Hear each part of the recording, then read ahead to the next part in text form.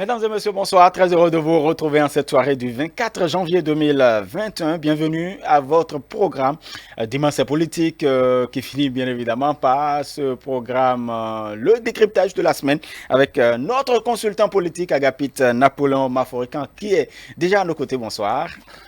Bonsoir Romuald, bonsoir à tous les téléspectateurs. Voilà, nos téléspectateurs qui ont eu du plaisir à suivre le programme Dimanche politique à travers nos différents plateaux, à commencer bien évidemment par l'entretien qui a parlé, qui s'est focalisé aujourd'hui sur les objectifs du développement durable. C'est quand même une thématique qui date de beaucoup d'années et puis c'est bien évidemment de nobles ambitions que tendent les pays à atteindre. Évidemment, je ne sais pas si vraiment nos téléspectateurs ont pu comprendre grand-chose, parce que le professeur aussi, qui fut mon professeur de collège, mon professeur de français, un écrivain, un analyste politique, un ancien militant PCB, M. Arossi Yanofou Pascal est un observateur averti. Un observateur averti. Et je pense qu'il est allé un peu trop en profondeur dans beaucoup de concepts. Je ne sais pas si nos téléspectateurs ont pu comprendre grand-chose, mais je pense que l'élite doit s'interpeller. Quand on a écouté les propos de l'invité, si l'élite ne s'interpelle pas, c'est qu'elle est inconsciente totalement de son rôle d'éclaireur. Parce que, non, il n'y a pas que EODD. Le processus, il s'est interposé, il s'est positionné comme la conscience collective. L'action publique doit viser à rassurer le citoyen. Et le professeur, il s'est posé comme le citoyen non rassuré. Le citoyen qui s'interroge. Le citoyen qui, il est dubitatif devant plusieurs situations. Il a sa manière de voir, mais les pouvoirs publics ne lui permettent pas toujours. Et quand on dit les pouvoirs publics, ce n'est pas toujours le gouvernement. Il y a l'emphase. Il y a l'emphase. Depuis 90, où sommes-nous allés? Quand vous écoutez l'élite parler, est-ce qu'il y a une cohérence dans ce qui est dit? Est-ce que vous savez, Robert, où on va? À partir du moment où le gouvernement monte le chemin et la grande masse de l'élite qui ne trouve pas son compte crie qu'on est sur la fausse route. C'est où la bonne route? Voilà la question. Donc, le citoyen lambda, lui, devient spectateur d'une scène qui se déroule où on le prend comme cible, mais où elle se perd. Et on le manipule, bien évidemment. Ah là, voilà. Quand un gueux se lève, il parle du peuple. Quand un cuidant se lève, il parle du peuple. Alors qu'on connaît qui est le peuple et qui a droit à parler au nom du peuple. Mais on va vous dire que non, comment? Et quand vous avez des organisations comme celle confessionnelle, notamment le clergé parfois, qui rentrent dans ce jeu, mais vous êtes perdus, totalement. C'est comme ça, il faut comprendre le plateau de ce matin. Monsieur Arossi. Bon, c'est vrai qu'il a voulu être généraliste, il a voulu faire... En fait, il est resté dans une posture où il n'est ni partisan. Non, c'était pas un plateau politique. Tout à fait. Non, du tout, du tout. Faut pas, ça n'a rien à voir avec. Bon, vous savez que même les plateaux, même quand le citoyen il est là, il a une certaine couleur. Non, c'est pas une affaire de couleur. C'est pour ça que je dis que si très peu de personnes, peut-être, je me suis demandé si les gens ont compris la densité de ces propos. Il n'est pas dans l'affaire de je suis talon, je suis pro-talon, je suis anti-talon, je suis Yahi, je suis pro-Yahi, je suis gouverneur avec démocrate rouge, blanc, neutre, républicain ou bien anarchiste. Il n'a pas dit ça. Il n'est pas dans ça. Mais à quoi sert l'action publique si ce n'est pas pour rassurer le citoyen? Et la démocratie ne donne pas le temps. Elle nous amène à quoi? Je dis, M. Arossi fut militant communiste du PCB. Et donc, interroger le militantisme. Vous le voyez encore au niveau du Parti communiste du Bénin. Après, leur méthode peut être sujette à caution ou à discussion. Mais ici, le militantisme, c'est déjà courant ce qu'on fait. Aujourd'hui, vous interrogez les gens qui disent que rien ne se fait. Dites-leur, eux, ils ont quoi comme pensée? Qu'est-ce qui devrait être fait? Ils ont perdu. Eux-mêmes, ils ne savent pas ce qu'ils doivent faire. Et c'est le premier qui le met en scène. Comment vous imaginez que des gens qui ont contribué à voter une loi soient surpris par son application? et ont la fierté de dire qu'on les a écartés des élections. Par exemple, comment vous voulez que quelqu'un qui a participé à un comité pour corriger les insuffisances d'une loi et parvenir à une entente dans le cadre de lois dérogatoires, qui signe, qui revient le lendemain, qui rejette sa signature, qui n'explique rien au peuple et qui a le culot de paraître encore comme le représentant d'un parti et qui en donne des leçons à d'autres. Les gens se perdent.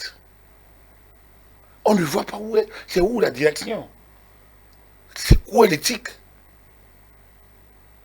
Où nous amène-t-on? Et c'est les mêmes qui vont vous dire qu'il n'y a pas de démocratie. Quand vous voyez quelqu'un qui professeur au lot, quelqu'un qui a une densité, le maître, c'est un maître, un grand maître, on peut même le dire, professeur Olo. Mais quand vous le voyez, la manière de dire, de manière péremptoire dans le débat, qu'il sait politique. Alors, quand vous connaissez la densité de culture et d'expérience du professeur Olo, et vous l'écoutez, vous vous demandez, mais où sommes-nous? À quelle fin il joue ces jeux? Où allons-nous avec ça? Et il y en a qui sont sur les réseaux sociaux, qui ne comprennent rien à rien, qui vont dire, oh mais vous bouffez, vous êtes de tel régime hier, Ils ne comprennent rien, ils ne vont jamais dans le fond des choses. Ils ne savent pas qu'il y a une grande masse qui veut comprendre. Eux, ils sont oisifs. Ils prennent le temps de l'employeur pour être sur les réseaux sociaux. Ils racontent leur vie. Ils sont d'abord mal éduqués. Parce qu'ils tiennent des propos de mal éduqués. Ils n'arrivent pas à opposer le raisonnement au raisonnement. Ils n'ont pas de la pensée. Ils n'ont que de l'injure. Comment vous voulez qu'on s'y retrouve? Oui. Voilà le sens du plateau alimentaire. Oui, c'est une interpellation collective. Quand les acteurs politiques, par exemple, quand les acteurs politiques n'arrivent pas à occuper, bien évidemment, la scène politique, est-ce que d'autres composantes de la nation, comme de simples citoyens, comme des personnes qui se retrouvent sur les réseaux sociaux, ne vont pas combler ce vide qui existe, Agapit Napoléon? D'abord, le réseau social, enfin, ces plateformes, c'est comme le tas d'ordures, chacun met ce qu'il a envie. Et comme vous voyez le niveau d'éducation de chacun, vous voyez, ce qu'il porte est le sens, est témoin déjà du niveau d'éducation qu'il a. Parce qu'un homme bien correct, bien poli, ne injurie pas, par exemple. Quand vous voyez, vous dites quelque chose, ça ne vous plaît pas, vous donnez votre pensée et vous relancez le débat. Mais quelqu'un qui se met à injurer, c'est qu'il est tellement mal poli, mal éduqué, ou bien il a reçu une mauvaise éducation, ou bien il n'a pas assimilé l'éducation. Donc c'est un citoyen en déperdition. Il est perdu. Et parfois des gens diplômés, bien costumés, parfois de la société, de la bonne société, mais qui sont en perdition totale parce qu'ils ne savent pas, ils n'ont aucun contenu à faire valoir. Ils sont légers. L'injure, c'est l'âme des faibles. Ils sont légers, ils n'ont rien à faire valoir.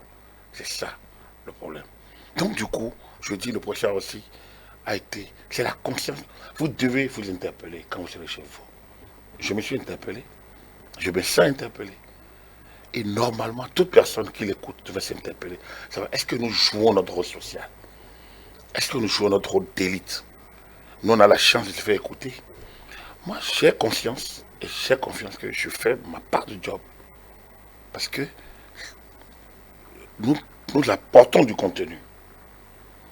Nous demandons qu'il y ait du contre-contenu. C'est-à-dire que quelqu'un n'est pas d'accord, il amène la contradiction. Mais qu'on discute dans le fond.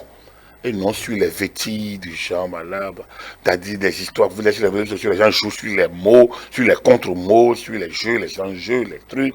Et on s'amuse avec tout ça pour montrer qu'on a peut-être bien assimilé le français ou bien qu'on a lu une belle phrase quelque part. Et ça, tout ça, c'est déroutant. Et c'est contre-productif, ça ne donne rien.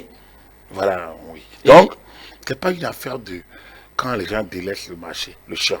Le champ n'est occupé pas parce que les gens n'ont pas de contenu à opposer. Et c'est ça que nous voyons dans notre opposition. Elle n'a pas de contenu à opposer. Et donc, comme le quidam, elle joue des jeux, elle joue des mots pour pouvoir s'en sortir. Elle fait de l'esbrouf, c'est-à-dire elle cogite dans la ruse en se disant que c'est l'autre qui fait la ruse. Et quand vous parlez d'offres, quand vous parlez un peu de l'opposition, avant de parler plus amplement, il y a quand même quelqu'un qui se réclame, bien évidemment un citoyen de ce pays qui se réclame de l'opposition, aujourd'hui on en sait un peu plus sur, justement sur son projet de société, en tout cas ce qu'il pense faire s'il est bien évidemment élu, déjà s'il se porte candidat, et puis après s'il est élu. Mais c'est ce qu'il dit, Agapit Napoléon Maphorican, par exemple, aujourd'hui. La candidature à la présidentielle de 2021 est une hypothèse que je n'écarte plus du tout. Je suis prêt pour la fonction à exprimer aujourd'hui. Le professeur Frédéric Joël Aïvo, il est prêt. Vous sentez quelqu'un qui est prêt pour la fonction? Je ne l'ai pas encore vu sur ce terrain. Comme je le connais, c'est un très bon professeur. Depuis 2 ans, un dialogue itinérant. Joël Aïvo est un très bon professeur d'université. Et depuis quelque temps, je me pose la question de savoir si j'ai affaire toujours à mon professeur, à mon jeune frère, professeur agrégé, homme respectable, d'une université respectable. Depuis qu'il a commencé à occuper le terrain politique, il n'a pas encore fait la rupture. J'ose croire que cette déclaration crée la rupture déjà avec le projet d'université. Comme je le dis toujours, la confusion des rôles n'est pas productive, donc n'est pas est contre-productive.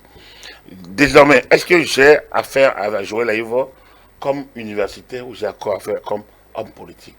Je pense que clairement la décision est faite depuis un an, depuis décembre 2019, janvier 2020, quand il s'est prononcé sur la révision de la Constitution, par exemple du 11 décembre 80, par la loi 2019-40 du 7 novembre 2019 portant révisant la loi 90-32 du 11 décembre 90 portant la Constitution de la République du Bénin. La question était de savoir si c'est le professeur d'université, donc si c'est l'homme de science qui parlait, ou si c'était l'homme politique. Là, aujourd'hui, au moins, c'est clair, il a envie de faire le pas politique. Donc, du coup, on sera attentif à son offre. Mais en termes de révision constitutionnelle, il a dit aujourd'hui, il dit par exemple que si les plombiers parlent de la plomberie, par exemple, il n'est pas appelé à pouvoir intervenir. Mais quand on parle de la Constitution, quand on parle d'une révision constitutionnelle, il trouve qu'il doit intervenir. Et quand il le dit ainsi, cela voudra dire qu'il est dans la posture universitaire. Non, je suis d'accord, je suis désolé, c'est faux. La Constitution n'est pas pour les constitutionnalistes. La Constitution n'est pas pour les constitutionnalistes. Un constitutionnaliste n'est pas absolument un économiste. Un constitutionnaliste n'est pas absolument un pénaliste. Un constitutionnaliste n'est pas absolument spécialiste de relations internationales. Il a fait le droit public, mais il n'est pas absolument. Donc, la Constitution est une maison commune, c'est un texte commun, c'est un ensemble. La Constitution appelle le constitutionnaliste, le sociologue, l'historien, le politique, les sages. Parce que vous pensez que la Grande-Bretagne qui fonctionne sans constitution fonctionne très mal. Vous pensez qu'ils ont besoin d'un constitutionnaliste? Quel constitutionnaliste français vous l'avez trouvé quand il a été question de quitter le septennat français pour arriver au quinquennat en 2007? Vous avez vu combien de constitutionnalistes français parler de ça? La Constitution n'est pas une affaire de constitutionnaliste. Quand vous voulez bâtir votre maison, ce n'est pas l'architecte qui vous impose le contenu. C'est vous qui dites ce que vous voulez et l'architecte vous dit les options par rapport au sol, par rapport à l'espace et par rapport au moyen. Donc, le constitutionnalisme n'intervient qu'en amont, pas en aval. En aval, il y a qu'on analyse d'abord qui sommes-nous, où allons-nous, que voulons-nous. Donc, l'histoire, on doit remonter l'histoire. Ça, ce n'est pas le travail du constitutionnaliste. On doit remonter la sociologie. C'est parce que justement, on pense que c'est l'affaire des constitutionnalistes qu'on dit que la Cour constitutionnelle est composée de 7 membres, 3 nommés par le chef de l'État, 4 nommés par le bureau de l'Assemblée nationale. Et qu'une fois qu'on a mis le président de la République en place, le président ne veut plus nommer la Cour constitutionnelle. Parce que justement, on a mis en place une Cour que le chef d'État lui-même, n'ayant pas la majorité au Parlement, se rend compte qu'il ne peut plus contrôler. Il a fallu la démission de Monseigneur de Sousa en 1993 pour que le président Soglo soit obligé d'installer la Cour constitutionnelle dans des conditions terribles. Et cette Cour-là, les turbulences qu'elle a connues, ont montré qu'elle n'était pas la bienvenue. Demandez à Mme Elisabeth Caïsan-Poyon, elle vit encore. Si elle a encore la mémoire, j'espère bien qu'elle en a, elle peut encore parler si elle veut témoigner. C'est ça les constitutionnalistes. C'est quoi les constitutionnalistes? Au lieu de parler de notre histoire, quand vous regardez ce débat épique Olo Goudou, vous avez l'impression que c'était la meilleure chose que nous avons créée. Alors, le même Olo, 2 ans après, 91, 92, attaque la Cour constitutionnelle, parce qu'il était ministre porte-parole du gouvernement, il a attaqué la Cour constitutionnelle, parce que justement, il ne trouvait pas son compte. La Cour installée n'était plus la Cour dont il rêvait. La Cour Caïssa Poyon n'était pas sa Cour. Et donc, du coup, il a attaqué vertement. Et il dit que non, on a dit que les décisions de la Cour constitutionnelle sont susceptibles de recours, mais ces décisions peuvent être attaquées, peuvent être critiquées. Commentées. Que ces décisions ne sont pas susceptibles de recours, mais elles sont susceptibles de critique. Mais ce qu'il a fait la dernière fois, ce n'est pas critique. C'est une leçon qu'il semble donner. Or, il est mal placé pour en donner. Parce qu'il n'a pas de leçon à donner à un arbitre qui tranche en dernier ressort. L'arbitre tranche en son ultime conviction. C'est pas parce que je suis un vieux magistrat, retraité, 50 ans d'expérience, que je dois en dire, le juge qui tranche un débat, il peut, c'est une justice d'homme. Mais dans notre société, il y a quand même le droit d'aînesse, il y a l'aîné dans l'exercice. L'aîné n'existe pas en droit, en matière de droit, sauf là où c'est dit expressément. Il y a des endroits où, en droit civil, de manière expresse, ou en droit administratif, je ne sais pas s'il y en a encore, mais quand ce n'est pas dit expressément, cette notion n'existe pas trop, sauf si elle est expressément affirmée. Dans le cas d'espèce, quand vous n'êtes plus là, il n'y a pas une position d'ancien président de la Cour constitutionnelle. Notre constitution n'a pas prévu la suprématie des constitutionnalistes sur la constitution. Je dis vous, oui, vous pouvez autant parler de la constitution qu'un constitutionnaliste. Il ne faut pas vous laisser. C'est que les Africains ont ce drame du diplôme. Et c'est là le drame, le mythe du diplôme. Et ça fait que les gens pensent que on peut, dire qu'on doit vendre des illusions à chaque étape. Non. Le diplôme ne valide pas la compétence. Et il faut commencer par le dire. Le diplôme ne valide pas absolument la compétence. Je suis très bien placé pour le dire. J'ai des exemples pour le dire. Le diplôme, nous on a démarré dans la presse, on n'avait aucun diplôme et on a révolutionné la presse dans ce pays. Je le dis avec sans fausse modestie, mais je sais que ceux avec qui nous avons démarré, ils savent que nous sommes des journalistes sac au dos comme on le dit. On l'a appris sur le terrain à l'université. Moi j'ai fait le droit, j'ai fait la germanistique, pourtant sur le terrain des médias, pendant près de 20 ans, on a régenté la profession parce que nous savons de quoi il est question. Et à côté de la profession, nous avons ajouté les plus-values que nous avons apprises à l'université. C'est ça. C'est parce qu'il faut quitter le mythe du diplôme. Et c'est ça. Moi, j'ai fait l'école nouvelle où il fallait quitter le mythe de Akawe, justement, l'intellectuel, pour être valable sur le terrain. J'ai des gens avec qui, le ACE, j'ai connu de plein d'artistes. Dans l'artiste qu'on parle, qui est aujourd'hui député, président de la commission des lois. C'est un grand metteur en scène. À l'EACE. À Lazare Sekwetor. C'est une pensée, docteur Imona, Paul. Mais quand vous les voyez en scène, mais vous n'avez pas le droit, c'est un redoutable homme politique, mais vous le voyez en mise en scène, c'est terrible. Ça, c'est à l'université. Ils n'ont pas appris la dramaturgie. C'est à l'université. Alors, donc, on ne nous parle pas de ces gens de trucs. Moi, je pense qu'il faut qu'on nous quittions. L'Africain doit se révolter de ne pas laisser les gens tenir sa pensée et d'être en mesure d'affronter les défis de demain en disant voilà ce que je veux. Et c'est parce que nous laissons notre avenir dans des mains de soi-disant intellectuels. Mais nous les aimons, nous aimons les intellectuels, nous aimons être intellectuels aussi. Non, acquérir la connaissance est normal. Moi, j'ai fait près de 4, 5, 6 masters. Pas parce que je veux le diplôme. J'ai soutenu dans 2. J'ai raté presque 1. Je ne suis pas taré. J'ai raté parce que je suis pris dans d'autres choses. Parce que je ne cherche pas le diplôme. Je cherche la connaissance. Quand je fais ressources humaines et relations sociales, ce n'est pas le diplôme qui me plaît. C'est la connaissance. Quand je fais droit public fondamental, ce n'est pas le diplôme. Moi, je n'ai pas envie d'être juriste. Je ne sais pas ouvert de cabinet, de jurisconsulte. Mais je peux opposer, je peux parler de droit public. Et je dis, si tu veux, tu viens, on s'affronte en débat sur les questions de fond. Je peux parler droit de l'environnement. Je peux parler communication politique. C'est pas parce qu'on a envie d'amasser. Non, je n'ai pas envie, je ne les amasse pas. Mais je l'ai fait pour avoir de la connaissance. Je suis formateur, je suis consultant, je suis spécialiste d'un certain nombre de questions que je peux toucher ici et là. On me connaît comme journaliste. Quand tu dis consultant politique, on dit d'où lui vient. Mais non, oui, c'est bon. Il continue à dire d'où il vient. Mais la société évolue comme ça. Il faudrait que vous puissiez être en mesure d'opiner sur les grandes questions du développement. Parce que ne laissez pas quelqu'un contrôler votre pensée. La connaissance, elle est ouverte à tout le monde. Un homme qui a envie de se valoir, Dieu nous a créés avec tous la même intelligence. Il s'agit de le faire valoir. Donc, lorsqu'on revient sur les questions de développement, donc la question de la constitution, je vous dis, quand vous voulez construire votre maison, ce n'est pas d'abord l'architecte que vous appelez, sauf si vous êtes paresseux, vous ne savez pas ce que vous voulez. C'est vous-même qui définissez, mon espace c'est combien. Est-ce que je veux 2 chambres, je veux 2 salons, est-ce que je veux une mezzanine, est-ce que j'ai envie d'avoir une cour, un petit jardin. Et c'est quand vous avez fini de dire ça que l'architecte prend note. Il prend note, et après, lui, il va vous dire, par rapport à votre espace, par rapport à votre sol, par rapport à l'environnement de là où vous êtes, ce que vous pouvez faire, ce que votre désidérateur peut permettre de faire par rapport à ça. Et vous discutez. C'est ça.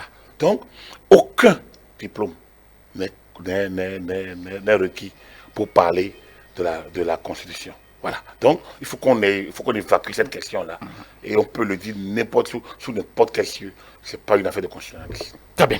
Joël Aïvo, on parlait également de l'offre qui n'était pas en fait disponible, le projet, le contenu de société. En tout cas, il nous a donné quelques bribes. Par exemple, mon projet de société est construit sur 5 chantiers principaux.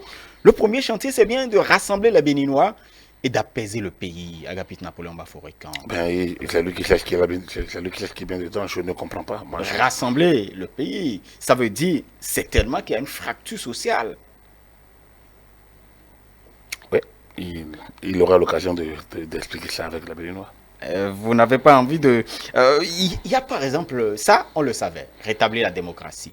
Ça, c'est l'un des principaux chantiers. Oh bien, oui, tout ça, c'est des mots. Vous savez, ça dit que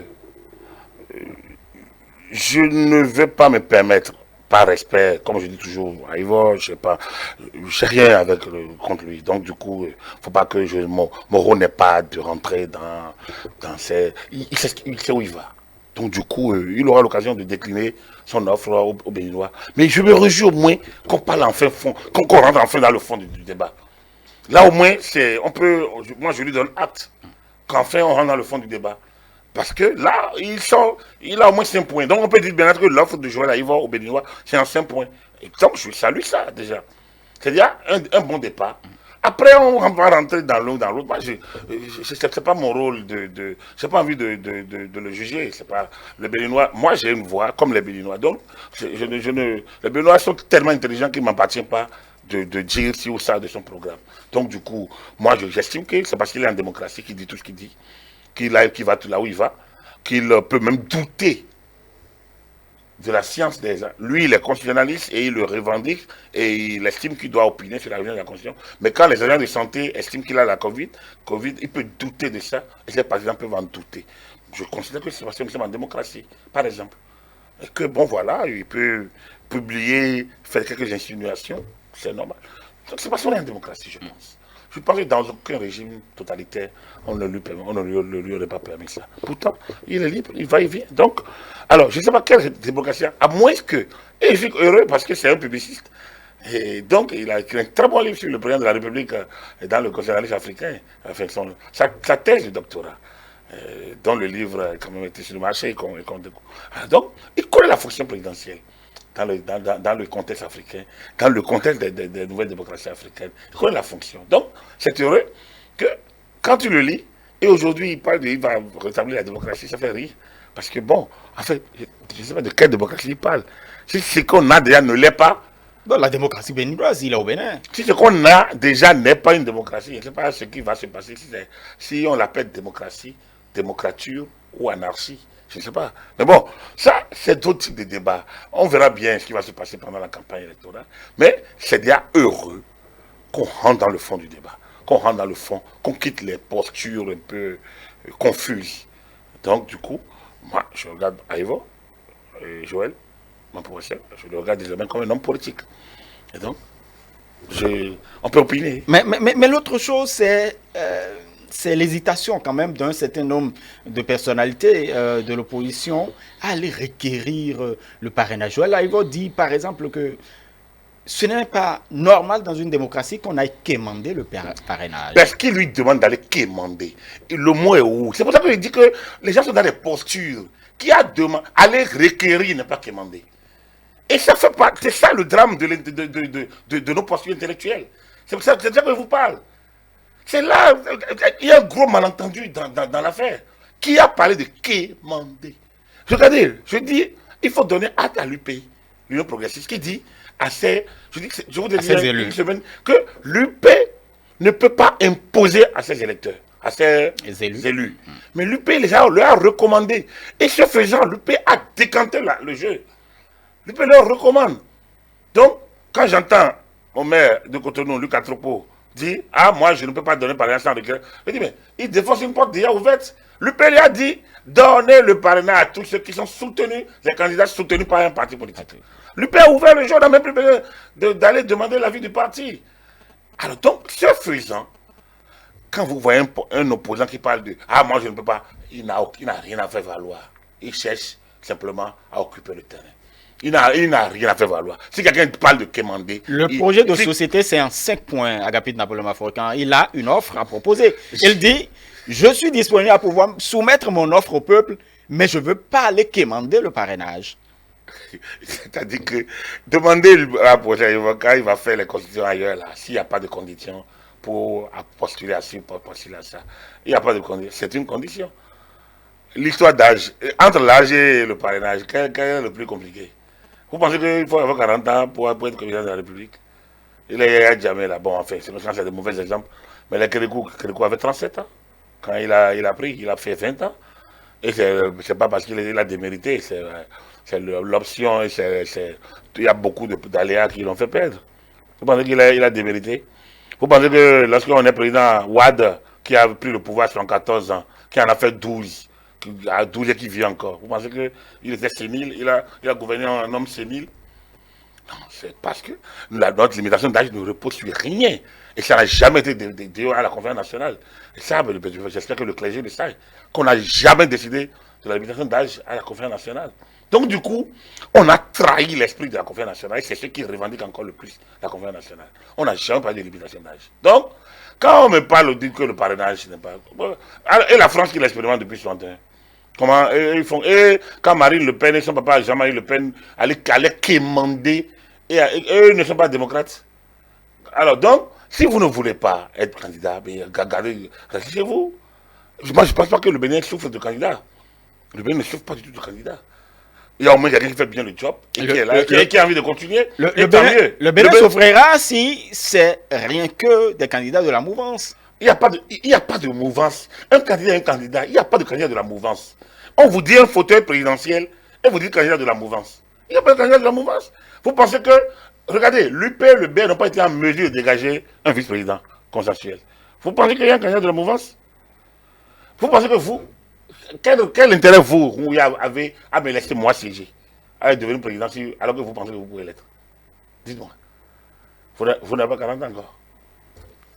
Alors, si vous avez 40 ans, vous pensez que vous devez me laisser siéger? Que c'est facile? Même si vous êtes mon frère, même mon frère jumeau, vous êtes sûr que vous pouvez me laisser? C'est trop facile à le dire que dans la réalité, il n'y a pas de candidat de la mouvance. Accéder au pouvoir est un acte personnel. Et la gestion de pouvoir, vous le gérez avec votre tempérament, votre manière de gérer, de concevoir la société, votre éducation, vos sensations. Il y a beaucoup de choses qui entrent en jeu qui n'ont rien à voir avec ça. Donc, il n'y a pas de candidat. La candidature est ouverte, les conditions sont connues. Tout comme aller au mariage. Vous pensez qu'on a besoin d'aller devant un maire pour se marier? Pourtant, la société impose. On nous impose des lois. On vous dit même que les conjoints doivent s'échanger des données. Ce qui n'était pas le cas avant. Lisez la loi de 2004 sur le code de la famille. Vous allez voir les exigences pour aller au mariage. Vous pensez que ça, ce n'est pas témoin de la démocratie? Enfin, les gens ne sont pas libres. On est allé contre même de nos sociétés, les valeurs sociétales. Pour interdire la polygamie, par exemple, ou la mettre sous condition, quand les autres, eux, ils ouvrent leur société à des valeurs comme les trucs de homosexualité, le mari des gays, nous, on ferme notre société à des valeurs sociétales, par exemple, au nom de je ne sais pas quelle humanisé. Bon, alors, mais ça, c'est la loi. Qui s'est plaint? Qui s'est plaint, par exemple? Et pourtant, il y a eu des limitations de droits. Pourquoi ils se sont pas plaints? Par exemple, pour la famille.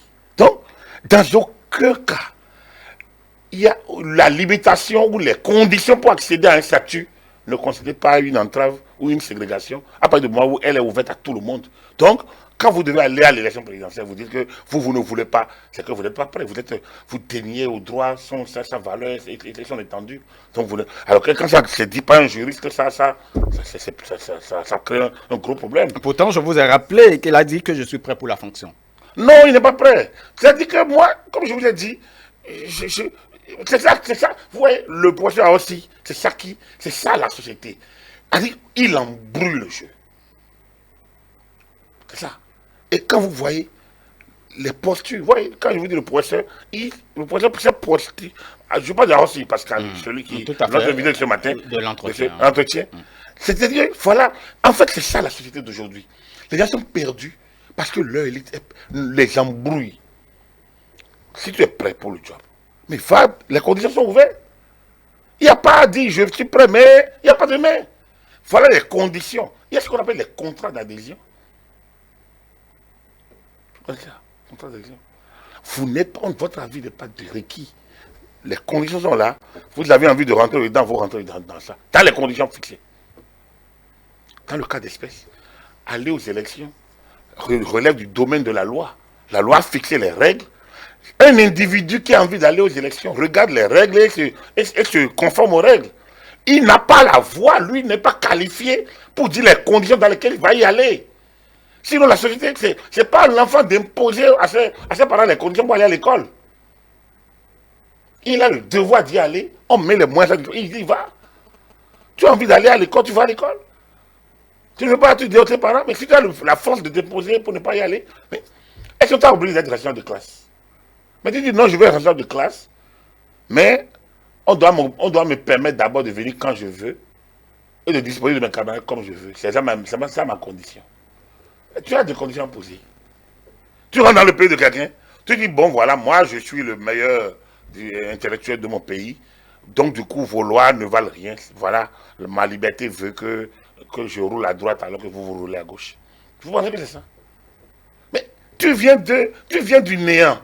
Tu as envie de te faire valoir sur une scène, tu respectes la règle de la scène. C'est aussi simple que ça. On n'a pas besoin de gros diplômes pour ça. Et je reviens à vous, oui. Donc, ce que je dis n'est pas que pour Ivor. Comme je le dis, il ne faut pas personnaliser le jeu. Ce que je dis, c'est pour la classe politique. Aller aux élections à des conditions. Il y a des conditions pour y aller. Donc, il faut rentrer dedans. Alors, quand j'entends dire élection inclusive, c'est quoi inclusive? Tout ça, c'est de la littérature tropicale.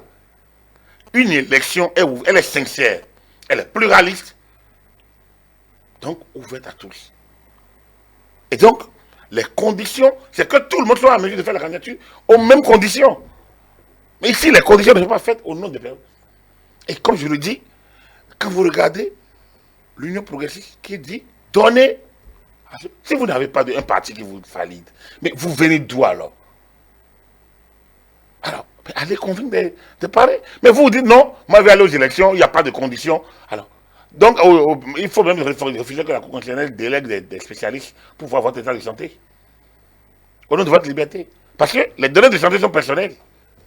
Les données de santé sont des données personnelles. Pourquoi ils ne refusent pas qu'on ne doit pas toucher à leurs données de santé? Parce que ça, ce n'est pas nouveau. Le parrainage, c'est nouveau. Ah, donc du coup, ce qui est nouveau doit être rejeté. Au nom de quelle logique? Ou de quelle posture-là? Voilà, c'est de ça que nous parlons. Ça dit, on est perdu dans le jeu. Parce qu'il y a des gens qui ne savent pas où il va, qui embrouillent. Mais comme ils ont quelques cuidames derrière eux, ils embrouillent. Moi, je pense que la valeur que je porte à l'intellectuel, la valeur que moi je porte à l'intellectuel, fait que je suis un peu désespéré en voyant ces cas-là. En disant non, c'est pas eux qui doivent le faire. Il y a une certaine génération qui aurait pu. Mais quand je vois la nouvelle, celle qui rentre dans ce type de jeu, je dis mais, donc on est encore là à la traîne. en 2021. C'est dommage. Et qu'est-ce qui se passera? On ne doit plus être là, oui. Qu'est-ce qui se passera du 1er au 4 quand on voit que, justement, certaines personnalités politiques qui sont de l'opposition, ou du moins, jusque-là, on ne sait pas encore qui pourra aller à telle élection en oui. Il n'y a pas d'élection d'opposition ou d'élection de majorité. On voudrait quand même avoir des gens qui ne disent pas la même chose que le gouvernement. Le gouvernement ne va pas aux élections. C'est un citoyen bien bénévole qui va aux élections. Qui ne soutient pas Patrice Talon. Le jeu est faussé quand vous dites des choses comme ça. Et c'est ça. Donnez-moi quelle théorie de l'élection, quel document de l'élection, quel rapport où on dit, pour aller à l'élection présidentielle, il faut la majorité, il faut les gens qui disent les mêmes choses, il faut dire les gens qui disent les choses. C'est les créations d'esprit, c'est les jeux d'esprit. C'est de la tricherie, c'est de la manipulation de pensée. Ça n'existe nulle part. Ça n'existe nulle part. L'élection est ouverte à ceux qui veulent aller, qui remplissent les conditions. Pourquoi aux examens on ne contrôle pas qui a les moyens, qui n'a pas les moyens? Pourquoi tel facteur qui doit... Pourquoi les concours on n'impose pas aux gens? Pourquoi on ne dit pas que pour aller au concours on doit avoir les gens du nord, du sud, de l'est et de l'ouest? Sinon on ne veut pas organiser les concours. Pourquoi vous pensez qu'aux élections, tout le monde doit y aller? Et que bon, il y a des races qui doivent aller contre d'autres races. Ce n'est jamais. Moi, j'ai fait un management des élections. J'ai fait un droit. J'ai fait un diplôme de management des élections à l'université d'Abomey Calavi, à la chaire UNESCO, qui forme des étudiants, qui forme notre université, qui a de très bons professeurs, dont Joël Aïvo, par ailleurs, dont Jobrenou, par ailleurs, et qui savent bien que aller aux élections emporte un certain nombre de conditions. Et que ces conditions, dès que les conditions sont sont énumérées de manière impersonnelle, ça fait partie des conditions. Donc, l'élection est ouverte à tous. L'égalité de tous. Les critères de la légalité, il faut une loi, il faut que tout le monde soit égaux par rapport à l'application des lois. Il faut que l'élection soit tout le monde ait accès aux médias, par exemple, pour faire leur campagne électorale. Il faut que le scrutin, tel qu'il est exprimé par le peuple, soit ce qui est reflète dans les résultats. On appelle la sincérité du vote. Mais lorsque tout ça est repris, on ne peut pas, il n'y a pas élection, on dit, il faut aller chercher le gars de l'opposition, même contre son gré, même s'il dit que moi je ne veux pas respecter la loi, il faut qu'il soit là. C'est quoi ça? Ça n'a jamais été rentré dans les conditions pour aller aux élections. Le code électoral date de novembre 2019. Novembre 2019. Donc, ça fait 15 mois que ce code existe. Pourquoi on fait semblant que c'est maintenant que ça existe? Mais soyons sérieux. Les gens jouent et tout le monde les écoute. Et on a l'impression que les pouvoirs publics n'ont même plus de droit. Non plus il faut écouter les gens qui viennent du néant, comme le loisif qui se réveille brutalement et qui découvre que la société avance et qui tire le trait pour dire non, attendez-moi sinon je vais mettre le feu. Et tout le monde dit mais attendez-le, non, attendez-le. Mais pourquoi vous n'attendez pas? Comme si, mais pourquoi vous comment peut donner l'acte à la paresse, à la tricherie? Non, c'est pas normal. On ne peut pas donner acte à la paresse et à la tricherie. On doit plutôt donner acte au travail, à la vertu. Est-ce que nous entendons... Donner acte au travail, à la vertu, c'est que quand on a voté la loi en 2019, ceux qui n'étaient pas d'accord auraient dû saisir les juridictions qui sont en mesure de revenir là-dessus. Et quand c'est acté, qu'on avance. Qu'on avance. Mais c'est quoi? C'est pas où je veux, je ne veux pas, moi c'est moi si. Et on dit oui, il faut l'opposition. Il n'y a pas d'opposition dans une élection présidentielle. Vous êtes candidat ou vous n'êtes pas candidat. C'est sous les suites tropicaux, c'est en tropicalité, c'est dans nos suites tropicaux qu'on parle de cette élection-là. Il faut qu'on quitte ça. La nouvelle élite doit quitter ces choses-là.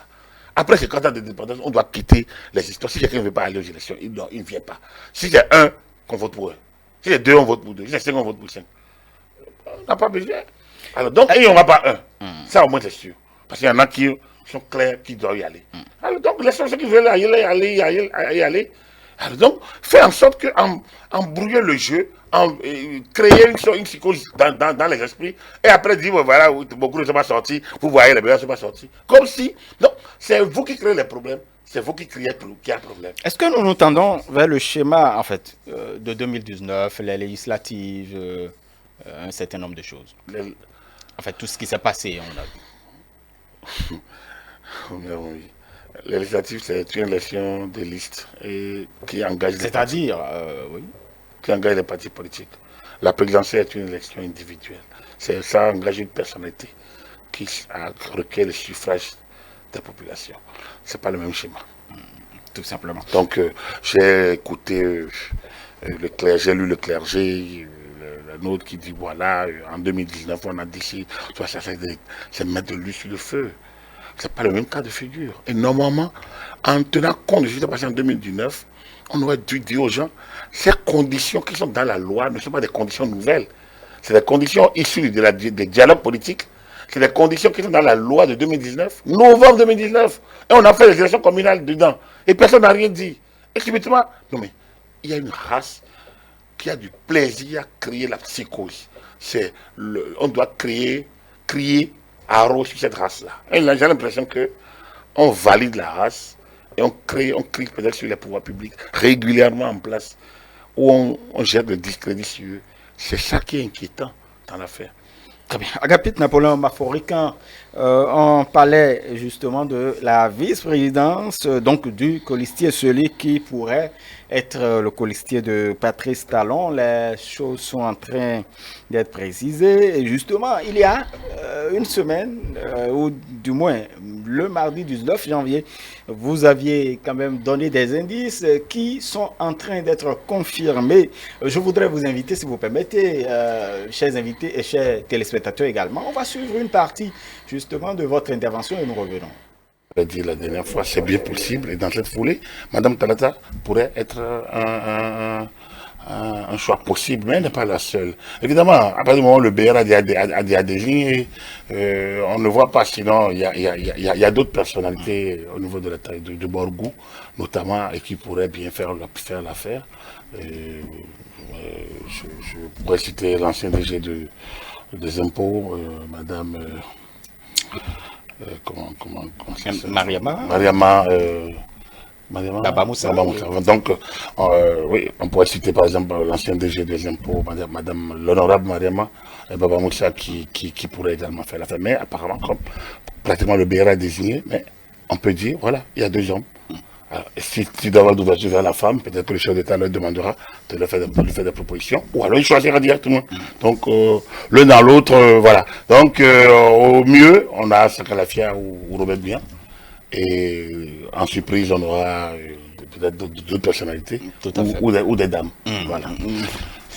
Et on se pose, j'adore bien, vous le savez, Agapit Napoléon Maforican, le timing. Quand est-ce qu'on pourrait savoir qui sera le colistier de Patrice Talon? Écoutez, ce qui intéressait les Béninois dans l'absolu, c'était la suite de ce javiseur de ce soir de juin 80 et 2017. Aujourd'hui, est-ce que le colistier intéresse dans l'absolu? Je ne sais pas. Mais le timing, la Sénat a ouvert la période de dépôt des candidatures. C'est le 1er au 4. Du 1er au 4. Voilà, donc du coup, même si ça intervient, le 31, il n'y a pas encore payé dans la demeure. Apparemment, les deux devraient avoir, ou les personnes présentées devraient avoir leur dossier prêt. Donc, je n'ai pas de doute sur cette façon. Je pense que d'ici là, à par ailleurs, dans une semaine, normalement, on devrait pouvoir le savoir. À voir. Voilà, retour. Qu'est-ce que ça fait de voir que ce qu'on a dit est en train d'être confirmé? Non, on n'est pas en pronostic. Donc, le rôle d'un consultant n'est pas de savoir si ce qu'il a dit est confirmé ou pas. Comme je le dis toujours, on ne regarde pas en l'air pour parler. On essaye d'analyser un peu les faits, les situations. Et donc, dans le cas de la vice-présidence, c'est évident. C'est évident. Vous savez, notre classe politique, les seuls moments où ils s'entendent, c'est pour détruire une personnalité. C'est le seul moment où ils s'entendent depuis les années 40, 1940, 1950, 1960, 70, 80, 90, 2000, 2010. C'est pour détruire quelqu'un. Si c'est pour construire là, vous les ferez. Il est rare qu'il fasse froid. Et ça, c'est ça. Et la nouvelle génération ne fait pas... C'est ça qui est inquiétant. Quand vous écoutez un peu, vous regardez les jeunes qui se positionnent là aujourd'hui, les moins de 50 ans là, qui se positionnent pour être candidats, mais vous avez honte. Parce que vous vous demandez, mais attends, mais depuis bientôt 100 ans, depuis 80 ans, 100 ans, ça ne change pas. Ils ne peuvent pas, ils ne s'entendent pas. Donc, IPB, les gens pensent que c'est les mêmes. Quand vous dites que bon voilà, il faut un opposant, et c'est la même. C'est qui opposant? Mais les gens s'opposent à eux, ils s'opposent à tout eux-mêmes. Ils sont ensemble, ils sont opposants.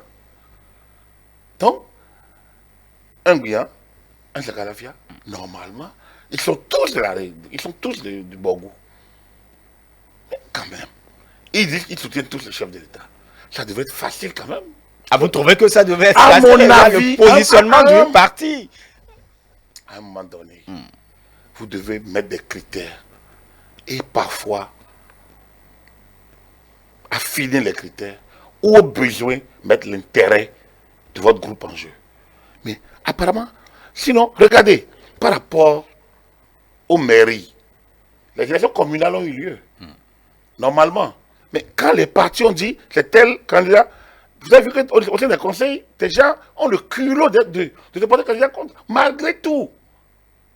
Malgré tout. Mais ce qui s'est passé par rapport à la vice-présidence, c'est la même chose.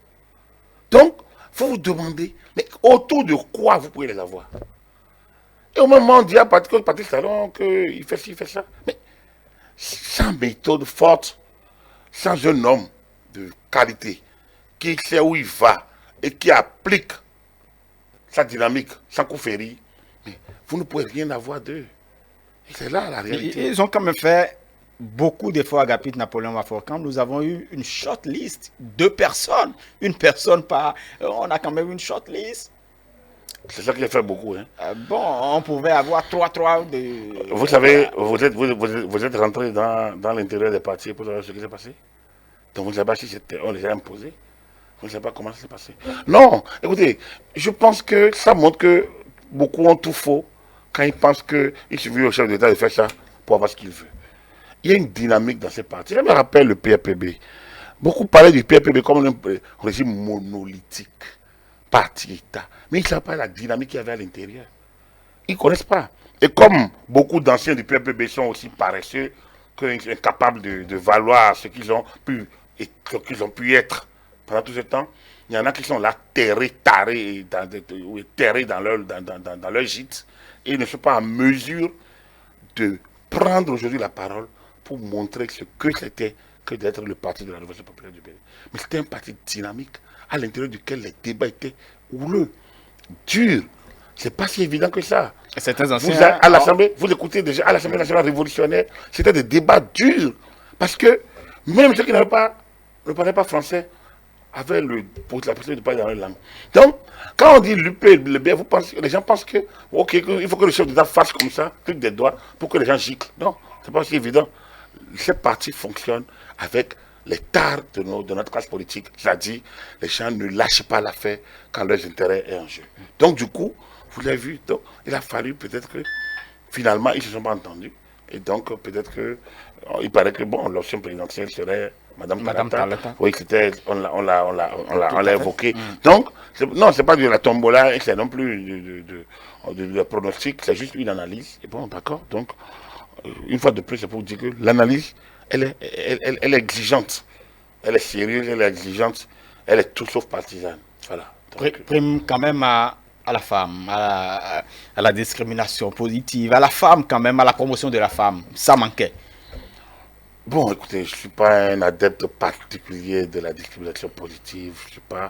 Je trouve que, bon, voilà, on y a fait l'option, tant mieux. Mais bon, pour moi, il y a tellement de femmes qui se battent, qui méritent. Et je pense que Mme Talata n'est pas là parce qu'elle est femme. Je pense qu'elle est là déjà parce qu'elle représente une valeur. Elle n'est pas de la basse classe. Elle est professeure. Elle est inspectrice de l'enseignement secondaire. Voilà, elle est inspectrice de l'enseignement secondaire. Donc, elle a la qualité, elle a une valeur, elle tient des valeurs intrinsèques en elle, des valeurs intellectuelles, des valeurs morales sans doute. C'est une femme qui, depuis qu'elle est au Parlement, depuis 1 an pratiquement, depuis un peu plus d'1 an, bientôt 2 ans, on la vit. Donc, il y a des braves dames qui se battent. Bon, moi, on pourrait dire qu'elle est née également sous une bonne étoile. Pourquoi pas? Il y a beaucoup de personnes qui sont... Il y a certains, oui, qui savent être au bon endroit, au bon moment. Donc, du coup, c'est pas parce qu'elles sont femmes. Il y a plein de personnes comme ça. On peut citer des cas, mais bon, c'est pas la peine. Donc, moi, je pense que j'ai pas envie de dire que c'est parce qu'elle est une femme. Je pense que je préfère parler de bonne étoile, qu'elle est née, qu'elle a la chance d'être au bon endroit, au bon moment. Voilà. Le PRD, on attend toujours son candidat quand même. le PRD, le Parti du Renouveau démocratique. C'est vrai que à l'issue donc de la rentrée politique du parti Moël Bénin, on a cru entendre que le PRD pourrait travailler avec les partis de la mouvance présidentielle pour que justement Patrice Talon pour que la réélection donc de Patrice Talon soit chose effective. Est-ce que Patrice Talon serait le candidat, bien évidemment, du parti du Renouveau démocratique? On attend toujours. De toute façon, Maître Adrien Mbouegui, qui est le président de ce parti, détient encore des propositions. Le PRD, très incessamment, nous dira qui est son candidat pour la présidentielle. Je vais encore vous décevoir. Pour moi, ce n'est pas ça qui est le plus fondamental. L'élection présidentielle, c'est le rendez-vous d'un citoyen avec le peuple. Ce n'est pas une affaire de parti. Mais quand c'est porté par des partis, c'est encore plus bon. Parce qu'on a quand même dit qu'on voudrait que les partis soient au cœur, bien évidemment, des actions publiques. Les partis sont au cœur à travers le parrainage d'élus. Les élus viennent des partis, donc du coup les partis sont déjà au cœur. Moi, l'élection présidentielle, c'est le rendez-vous d'un individu avec le peuple. Donc, il y a des critères, vous remplissez les critères et vous allez sur le marché pour vendre ce que vous avez à vendre au peuple. Voilà une élection. Donc, l'élection ce n'est pas un marché de vente aux enchères où chacun vient avec tout ça. On a l'impression que soit c'est vente à l'américaine, soit c'est vente aux enchères, soit c'est un truc où tout le monde doit y être, porté par tout le monde. Non, c'est pas ça. On n'a pas besoin de voir tout le monde à une élection présidentielle. C'est un seul fauteuil. Regardez la Grande Amérique, il n'y en a que 2 ou 3 parfois, pas plus. Alors, si cette Grande Amérique ne présente que 2 ou 3 candidats, moins de 10, quand on passe même les primaires, quand on passe les primaires, il y a moins de 10 candidats qui l'affrontent globalement tous les 4 ans. Alors, pourquoi le Bénin? On vous dira que les États-Unis, ce n'est pas le Bénin. Je suis d'accord, mais ils sont plus nombreux que nous et ils ont une très vieille démocratie. 230 ans. Est-ce qu'on ne va pas attendre aussi d'être une vieille démocratie? Pour avoir 2 personnes. Donc maintenant on a besoin, chaque personne doit avoir son candidat. C'est un qu'un fauteuil. Donc, c'est pour vous dire que le PRD peut prendre tout son temps. Franchement, je ne pense pas que quelqu'un dort et se réveille en se disant, mais que dira le PRD? Il y a quand même, je reviens sur Joël Aïvo, qui est déçu des partis politiques qui n'ont pas pu désigner quelqu'un pour être candidat. Il dit, par exemple, le BR n'a pas de candidat pour l'élection présidentielle, l'UP non plus, le PRD n'a pas encore. Quel est son problème? Que c'est un échec de la réforme du système partisan. C'est son opinion. Et lui, il est militant de qui? De quel parti? Pourquoi tout le monde doit donner des avis sur tout? Donc, si c'est l'université qui parle, je prends ça en compte. Si c'est l'homme politique, franchement, il n'a qu'à créer son parti, il n'a qu'à aller adhérer et se faire adouber par un parti. C'est-à-dire que tu n'es pas de leur affaire. Mais laisse les gens. L'UP sait pourquoi il a son candidat. Le BS sait pourquoi il a son candidat. Moi, je suis un analyste, moi, je peux. Mais si toi, tu es journaliste, reste en ton cas. Là, si l'autre est politique. Donc, si tu es universitaire, reste à l'université, il n'a jamais dit qu'un parti doit. La réforme du système est un acte politique et non un acte doctrinal. La réforme du système partisan est un acte politique et un acte de doctrine. Donc du coup, après la doctrine peut récupérer les conséquences de cette réforme et peut-être montrer les limites. Mais tel que dit Aïvo, c'est comme la vendeuse ne doit pas pensionner, hein. Chacun pense ce qu'il veut, donc il n'y a pas de souci. Très bien. Merci beaucoup à vous, Agapit Napoléon Waforican. Vous êtes notre consultant politique, expert électoral par ailleurs, expert en gouvernance. Mesdames et messieurs, merci de nous avoir suivis. Et donc, c'est la fin de le décryptage de la semaine de ce 24 janvier 2021. Après, nous vous suivrez Noumi Bassa avec Dasogyo. Et nos programmes se poursuivent également sur nos canaux digitaux. Agréable suite de soirée à chacun et à tous.